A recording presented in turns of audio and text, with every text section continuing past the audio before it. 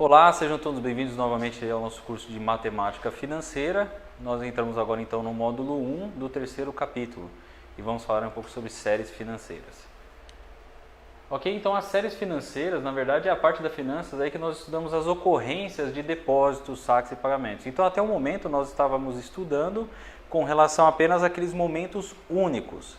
Agora nós estamos estudando as séries financeiras, que ditam vários eventos ou mais de um evento naquele período em estudo, ok?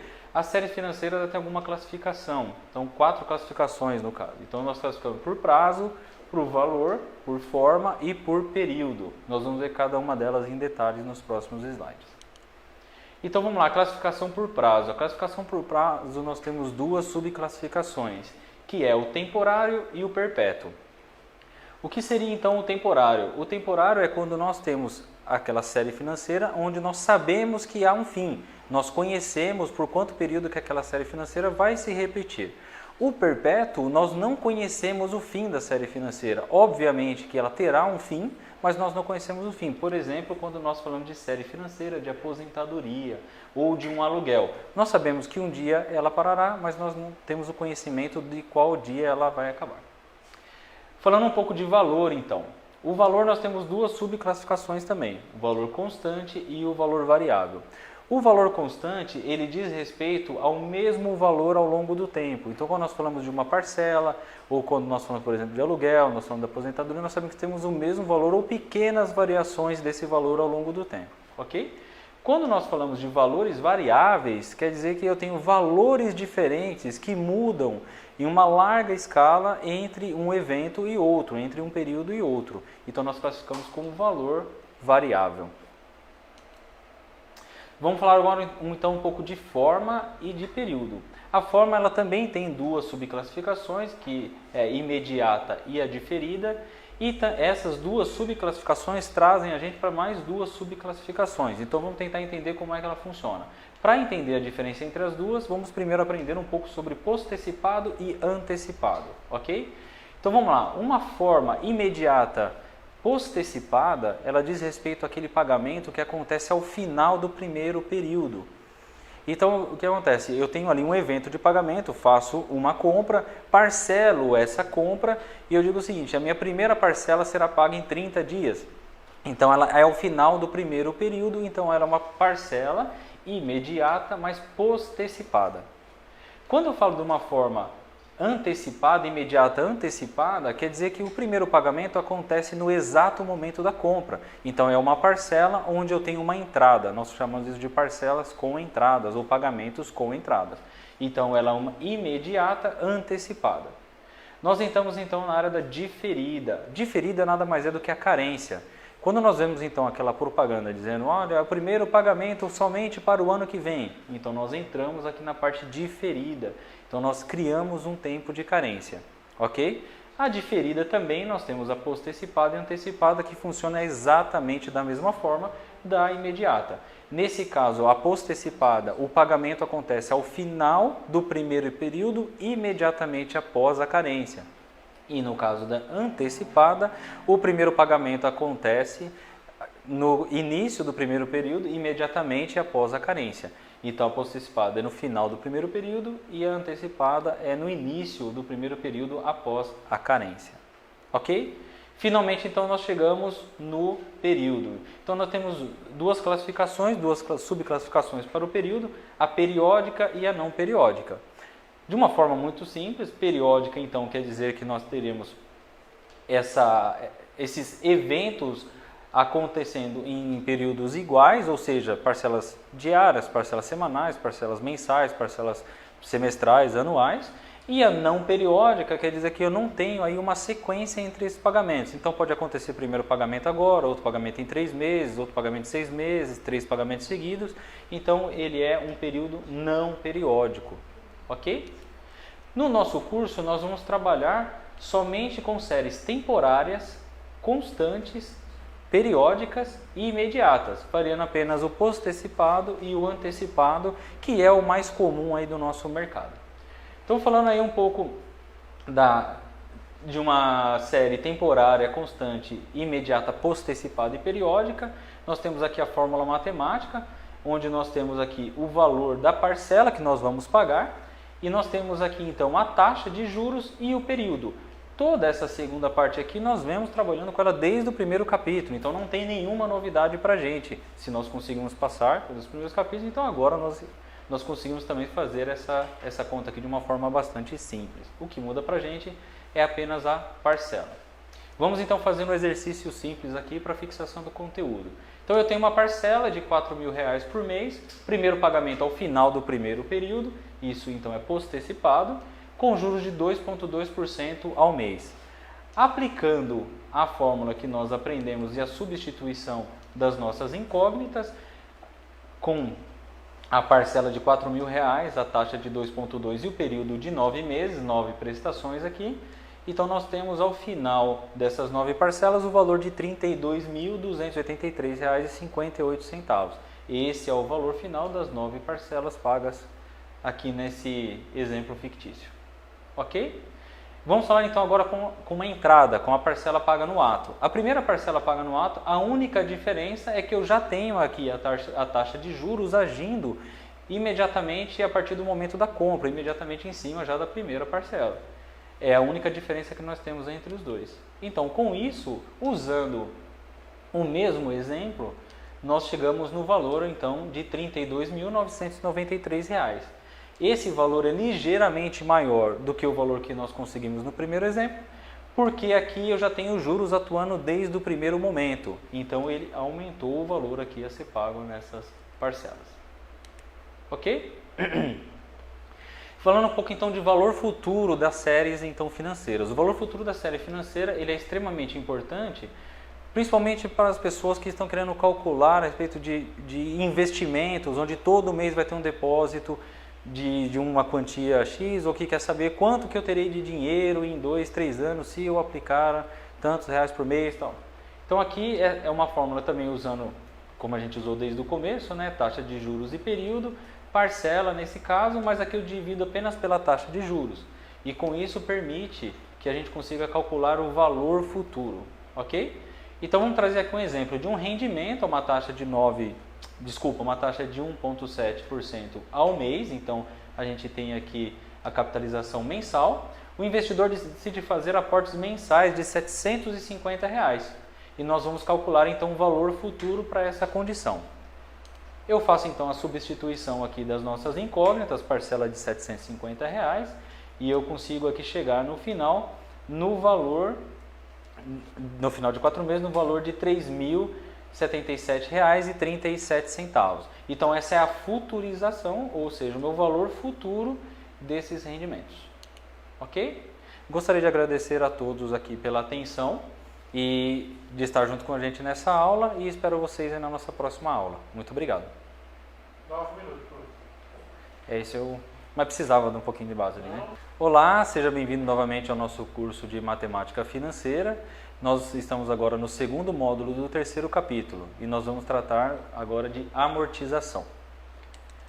Então, o que é amortização? A amortização nada mais é do que a extinção da dívida por meio de parcelas. Ok? Então nós vamos diminuindo a dívida, diminuindo o saldo devedor a cada parcela paga ao nosso credor. Pode ser através do financiamento bancário, pode ser através de empréstimos feitos até por familiares. Tá? Então nós pagamos, toda vez que nós contraímos um empréstimo, nós pagamos uma prestação. E essa prestação é composta de duas partes. A primeira parte é a amortização e a segunda parte os juros, que fica bastante didático para a gente aqui. Então você consegue ver que uma parcela é a amortização e uma parcela é os juros. A soma desses dois compõe o valor da prestação. No Brasil nós temos dois sistemas de amortização que são bastante conhecidos, que é o Price e o SAC. Existem outros sistemas de amortização, mas para fim didático nós vamos passar apenas por esses dois, que são os mais conhecidos e os mais usados no nosso mercado. Aqui eu tenho uma representação didática da diferença entre o SAC, que é o Serviço de Amortização Constante, ou Sistema de Amortização Constante, e o Price, que ele tem a tabela em valor constante. Na verdade, ele tem aí a prestação a valor constante. Ok? Então, como é fácil visualizar aqui no Sistema de Amortização Constante, nós temos aí a amortização igual em todas as parcelas ao longo do financiamento, o que varia é os juros. E nós temos aqui na Price, nós temos a prestação constante. O que varia dentro dela é a amortização e também o comportamento dos juros, mas nós não sentimos no valor final da parcela.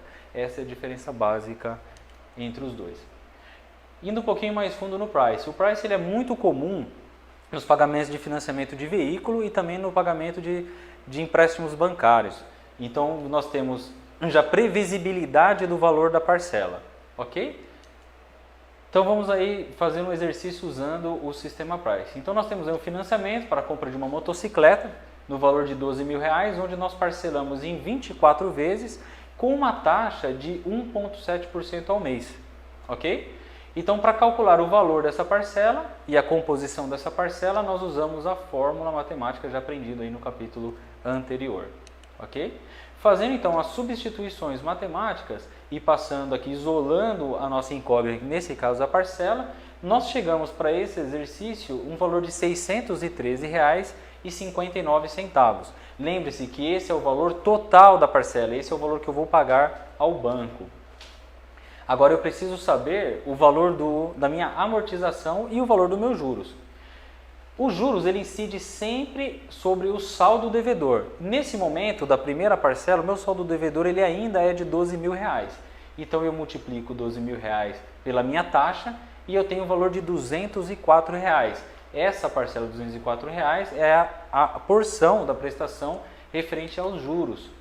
Para eu descobrir então o valor da amortização, é só eu substituir o valor da prestação de R$ 613, o valor dos juros que eu tenho de R$ 204, isolando a amortização, eu descubro que o valor de amortização para a primeira prestação foi de R$ 409,59. Então eu tenho aqui a porção da amortização, a porção dos juros e aqui o valor da parcela total, que seriam de R$ 613. Vamos fazer então uma analogia para a segunda prestação. Nós temos então um saldo devedor menor agora, que é 12.000 menos 409, que representa a amortização da primeira parcela. Meu saldo devedor nesse momento é de R$ 11.590. R$ 11.590 multiplicado por 1,7, que é a minha taxa de juros, me dá então um juros agora de R$ 197, menor do que na primeira prestação. Com isso, eu chego à conclusão então que a minha amortização ela é maior do que a primeira prestação, de R$ 416. A minha parcela permanece de R$ 613, como visto lá no início. E assim sucessivamente até a gente acabar ou pagar a totalidade desse nosso empréstimo, desse nosso financiamento. Vamos falar agora um pouquinho da SAC. A tabela SAC ela é mais comumente usada em financiamentos imobiliários, financiamentos de longo prazo, ok? Então nós temos aqui uma característica que facilita o nosso entendimento com relação à amortização na SAC, porque como ela é amortização constante, é muito mais fácil calcular a amortização, que é apenas o capital devido, ou o meu saldo devedor, dividido por N, que é o período escolhido aí para fazer esse financiamento, ou para pagar esse financiamento. Ok? E juros nós fazemos exatamente da mesma forma. Então é o saldo devedor naquele momento multiplicado pela taxa de juros. E a prestação também é composta por uma parcela da amortização e uma parcela de juros exatamente da mesma forma como nós vimos na price. Então acompanhando aqui o nosso gráfico didático, vamos fazer um exercício agora considerando um financiamento de um imóvel no valor de R$ 350 mil, onde foi pago aí uma entrada de R$ 134 mil e essas parcelas foram divididas em 36 vezes com um juro de 1,9% ao mês, ok?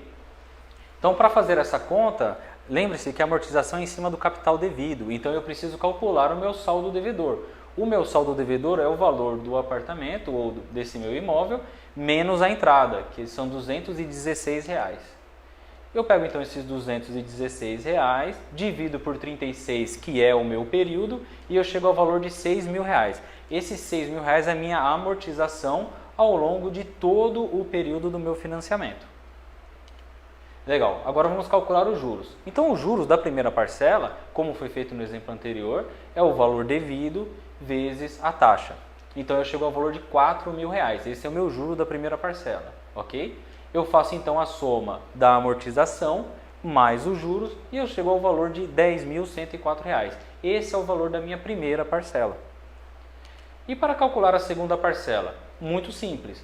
eu calculo o novo saldo devedor, o saldo devedor da segunda parcela, que é R$216 mil menos a amortização da primeira parcela, e eu chego então ao valor devido de R$210 mil.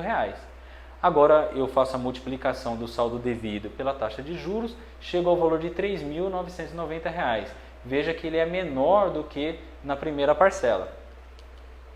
E agora então a minha prestação passou para R$9.990, que ela também é menor do que a primeira parcela, e assim sucessivamente até a extinção da dívida. Ok?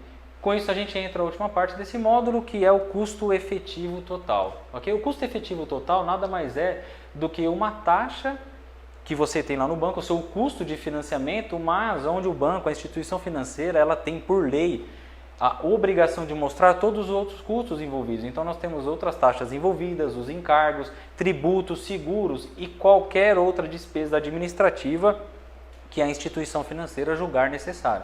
Muita atenção com relação ao custo efetivo total.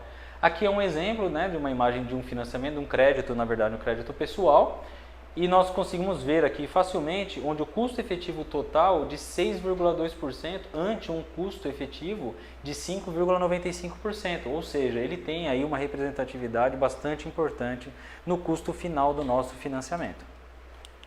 Bom, com isso nós terminamos então esse módulo, gostaria de agradecer pela atenção e vejo vocês na próxima aula. Olá, seja bem-vindo novamente ao nosso curso de Matemática Financeira. Nós estamos agora no segundo módulo do terceiro capítulo e nós vamos tratar agora de amortização. Então, o que é amortização? A amortização nada mais é do que a extinção da dívida por meio de parcelas.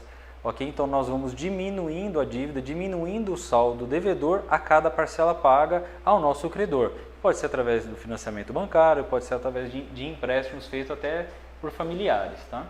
Então nós pagamos, toda vez que nós contraímos um empréstimo, nós pagamos uma prestação. E essa prestação é composta de duas partes. A primeira parte é a amortização e a segunda parte, os juros, que fica bastante didático para a gente aqui. Então você consegue ver que uma parcela é a amortização e uma parcela é os juros. A soma desses dois compõe o valor da prestação. No Brasil, nós temos dois sistemas de amortização que são bastante conhecidos, que é o Price e o SAC. Existem outros sistemas de amortização, mas para fim didático nós vamos passar apenas por esses dois, que são os mais conhecidos e os mais usados no nosso mercado. Aqui eu tenho uma representação didática da diferença entre o SAC, que é o serviço de amortização constante, ou sistema de amortização constante, e o Price, que ele tem a tabela em valor constante. Na verdade, ele tem aí a prestação a valor constante. Ok? Então, como é fácil visualizar aqui no sistema de amortização constante, nós temos aí a amortização igual em todas as parcelas ao longo do financiamento, o que varia é os juros, e nós temos aqui na Price, nós temos a prestação constante, o que varia dentro dela é a amortização e também o comportamento dos juros, mas nós não sentimos no valor final da parcela. Essa é a diferença básica entre os dois. Indo um pouquinho mais fundo no Price. O Price ele é muito comum nos pagamentos de financiamento de veículo e também no pagamento de empréstimos bancários. Então, nós temos já previsibilidade do valor da parcela, ok? Então, vamos aí fazer um exercício usando o sistema Price. Então, nós temos aí um financiamento para a compra de uma motocicleta no valor de R$12 mil, onde nós parcelamos em 24 vezes com uma taxa de 1,7% ao mês, ok? Então, para calcular o valor dessa parcela e a composição dessa parcela, nós usamos a fórmula matemática já aprendida aí no capítulo anterior, ok? Fazendo então as substituições matemáticas e passando aqui, isolando a nossa incógnita, nesse caso a parcela, nós chegamos para esse exercício um valor de R$ 613,59. Lembre-se que esse é o valor total da parcela, esse é o valor que eu vou pagar ao banco. Agora eu preciso saber o valor da minha amortização e o valor dos meus juros. Os juros ele incide sempre sobre o saldo devedor. Nesse momento da primeira parcela, o meu saldo devedor ele ainda é de R$12 mil. Então eu multiplico R$12 mil pela minha taxa e eu tenho o valor de R$ 204. Essa parcela de R$ 204 é a porção da prestação referente aos juros. Para eu descobrir então o valor da amortização, é só eu substituir o valor da prestação de R$ 613, o valor dos juros que eu tenho de R$ 204 Isolando a amortização, eu descubro que o valor de amortização para a primeira prestação foi de R$ 409,59. Então eu tenho aqui a porção da amortização, a porção dos juros e aqui o valor da parcela total, que seriam de R$ 613. Vamos fazer então uma analogia para a segunda prestação. Nós temos então um saldo devedor menor agora, que é 12.000 menos 409, que representa a amortização da primeira parcela. Meu saldo devedor nesse momento é de R$ 11.590. R$ 11.590 multiplicado por 1,7, que é a minha taxa de juros, me dá então um juros agora de R$ 197, menor do que na primeira prestação.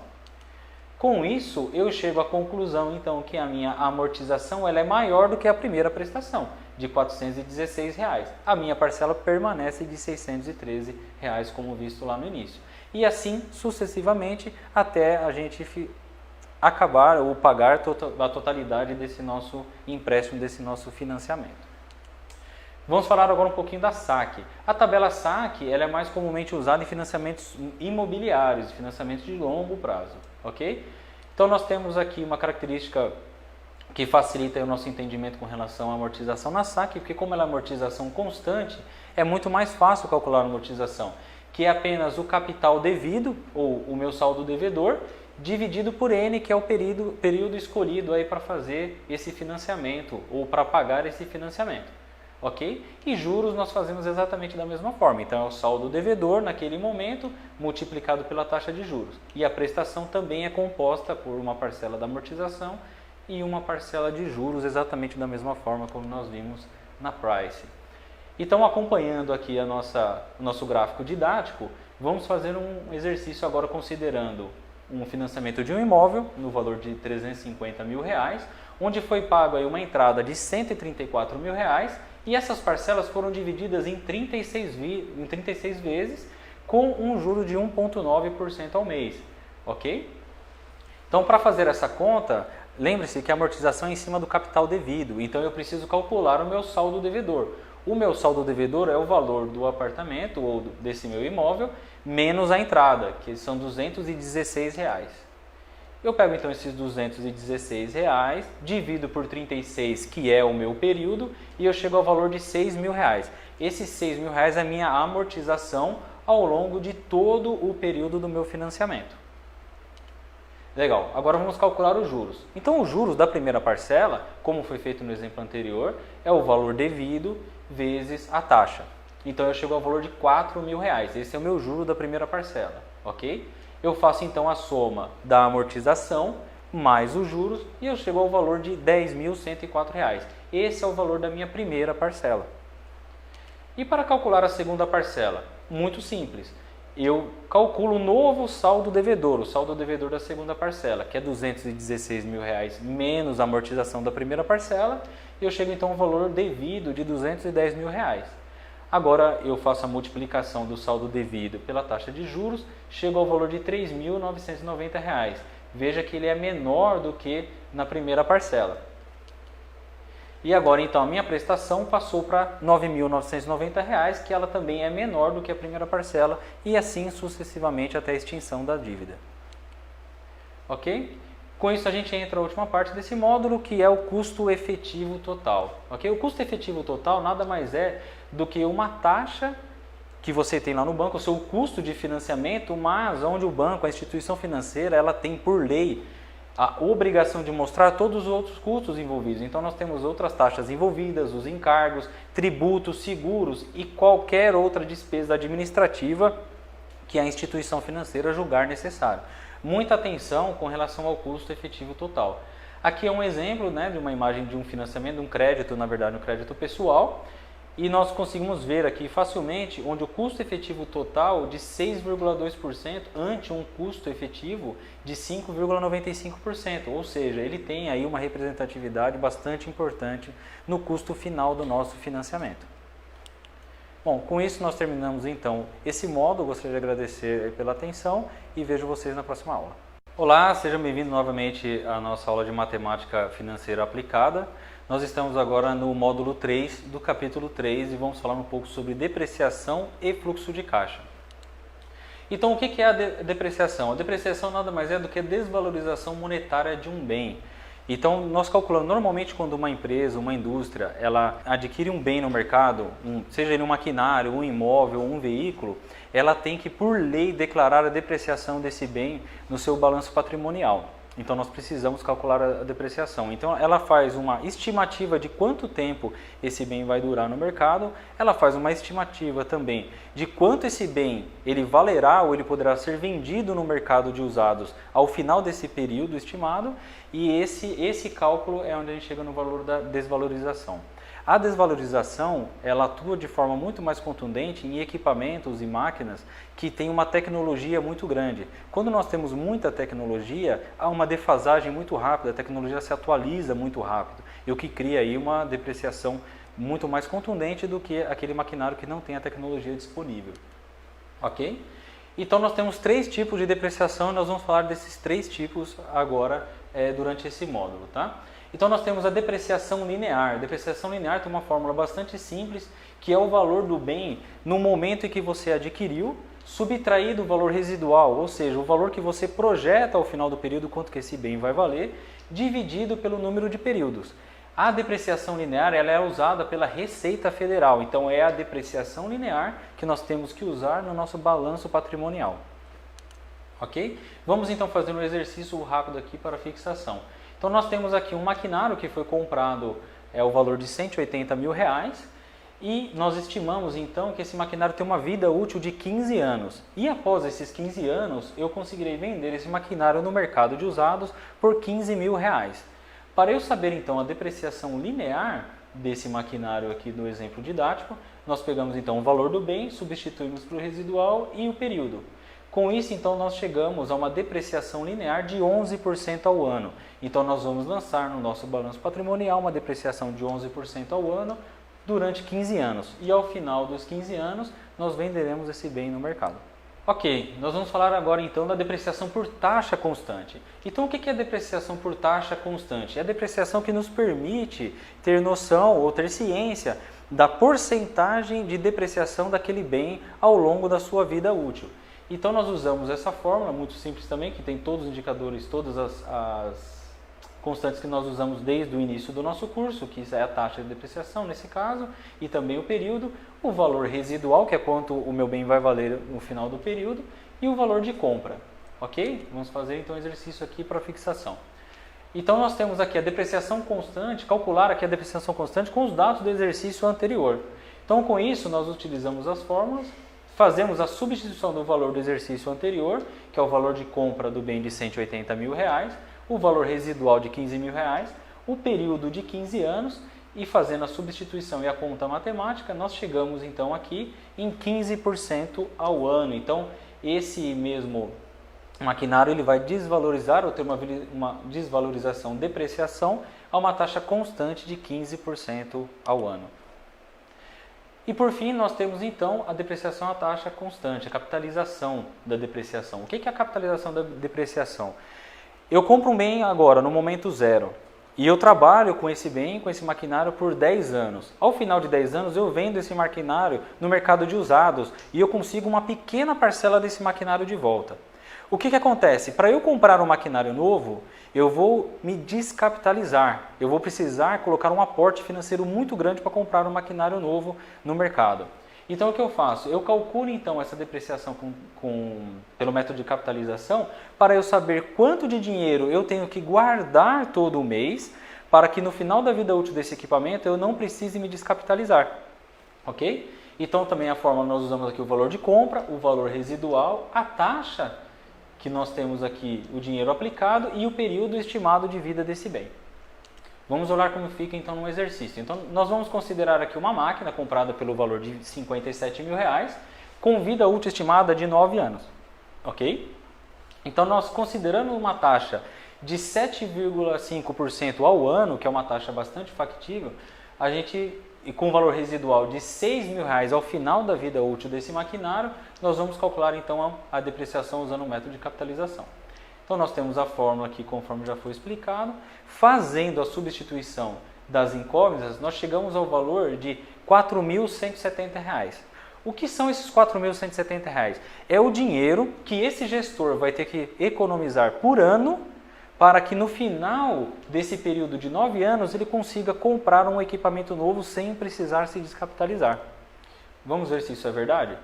Então, somente para fim didático, vamos calcular então o valor futuro desse dinheiro investido. Então, nós usamos a fórmula para valor futuro das parcelas das séries financeiras e nós chegamos aqui então ao resultado, depois da substituição aqui e do cálculo, de R$ 51.057. Então, R$ 51.000, desculpa, e 57 centavos, ok?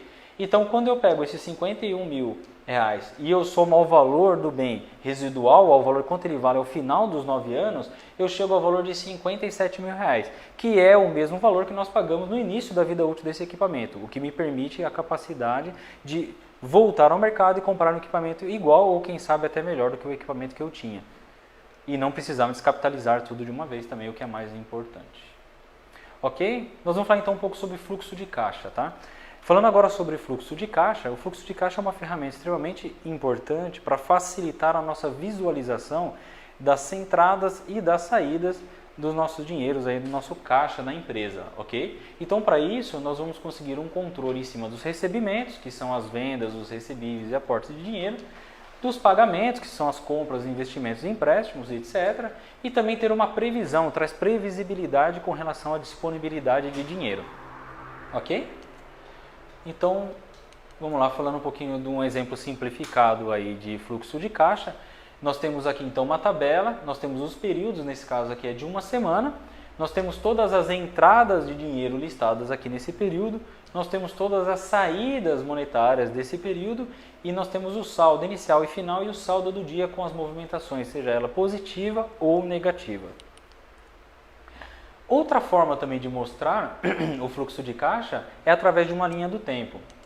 Então nós temos aqui uma linha horizontal que define o nosso período e, por convenção, as setas que estão no sentido para cima representam entradas de dinheiro e as setas no sentido para baixo representam então a saída de dinheiro, ok? Então nós vemos aqui um movimento de um ano, todas as entradas de dinheiro dessa conta e todas as saídas de dinheiro dessa conta.